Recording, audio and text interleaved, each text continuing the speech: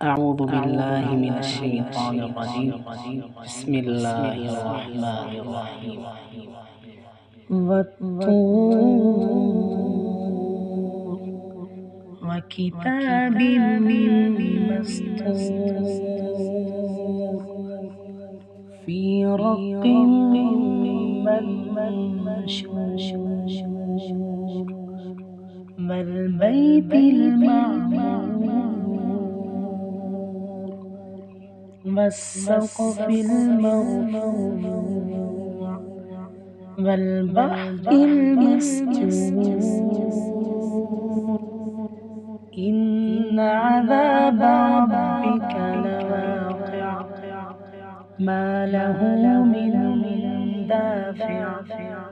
يوم تمور السماء مورا وتسير الجبال سيرا فويل يومئذ للمكذبين الذين هم في خوض يلعبون يوم يدعون إلى نار جهنم دعا هذه النار التي كنتم بها تكذبون أفسحر هذا أم أنتم لا تبصرون اصلوها فاصبروا أو لا تصبروا سواء عليكم إنما تجزون ما كنتم تعملون إن المتقين في جنات ونعيم فاكهين بما آتاهم ربهم ووقاهم ربهم عذاب الجحيم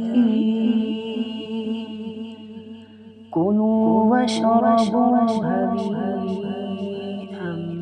بما كنتم تعملون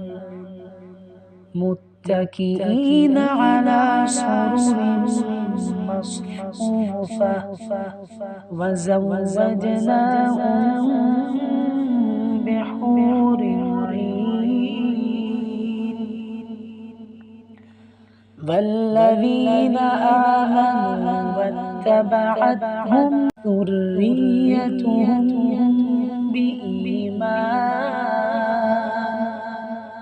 بإيمان ألحقنا بهم ذريتهم وما ألتناهم من عملهم من شيء كل امرئ بما كسب رهين وأمددناهم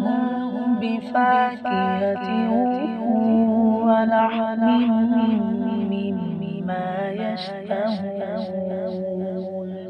يتنازعون فيها كأسا لا لغو فيها ولا تأثيم ويطوف عليهم غلمان لهم كأنهم لؤلؤ مكنون وأقبل بعضهم على بعض يتساءلون قالوا إنا كنا قبل في أهلنا مشفقين فمن الله علينا ووقانا عذاب السموم إنا كنا من قبل ندعوه إنه هو البر الرحيم فذكر فما أنت بنعمة ربك بكاهن ولا مجنون أم يقولون شاعر نتربص به ريب المنون قل تربصوا فإني معكم من المتربصين أم تأمرهم أحلامهم بهذا أم هم قوم طاغون أم يقولون تقوله بل لا يؤمنون فليأتوا بحديث مثله إن كانوا صادقين أم خلقوا من غير شيء أم هم الخالقون أم خلقوا السماوات والأرض بل لا يوقنون أم عندهم خزائن ربك أم هم المسيطرون أم لهم سلم يستمعون فيه فليأت مستمعهم بسلطان مبين أم له البنات ولكم البنون أم تسألهم أجرا فهم من مغرم مثقلون أم عندهم الغيب فهم يكتبون أم يريدون كيدا فالذين كفروا هم المكيدون أم لهم إله غير الله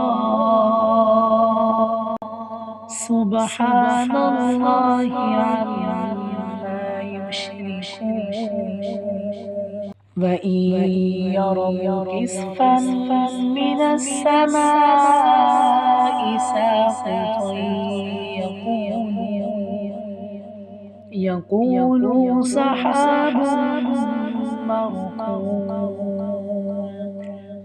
فذرهم حتى يلاقوا يومهم الذي فيه يصعقون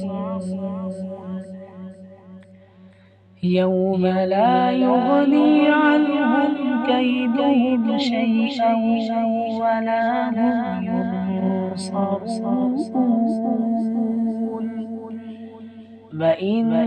للذين ظلموا عذابا دون ذلك ولكن أكثرهم لا يعلمون واصبر لحكم ربك فإنك بأعيننا وسبح بحمد ربك حين تقوم ومن الليل فسبحه وإدبار